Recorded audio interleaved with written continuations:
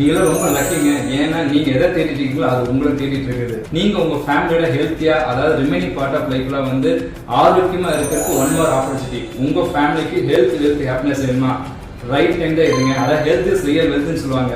நான் வந்து 4 வருஷத்துக்கு முன்னாடி நான் 123 இருந்தேங்க. அதாவது எக்ஸஸ் வெயிட்டா 49 இருந்தேன். நீங்க 8 மாசத்துல ஹெல்த்தி வேல வந்து 49 நான் வெயிட் லாஸ் பண்ணிருக்கிறேன். நெக்ஸ்ட் வெல்த் பத்தி பேசணும்னா நான் வந்து ஓன் பிசினஸ் நிறைய பிசினஸ் பண்ணிட்டு இருக்கேன். எவ்வளவு பிசினஸ் பண்ணாலும் எவ்வளவு இன்கம் லைன் பண்ணாலும் அங்க எப்படி அந்த வர்ற பணத்தை சேவிங்ஸ் பண்ண எனக்கு தெரியாது. நீங்க சேவிங்ஸ் பத்தி நான் கத்துருக்கேன். அது மட்டும் ஹாப்பினஸ் பத்தி சொல்லணும்னா எங்க ஹோல் ஃபேமிலி ஒரு 4.5 இயர்ஸ் வந்து ஒரு டாக்டர் லிஸ்ட் இல்லாம நீங்க நான் ஹெல்த்தியா இருக்குங்க.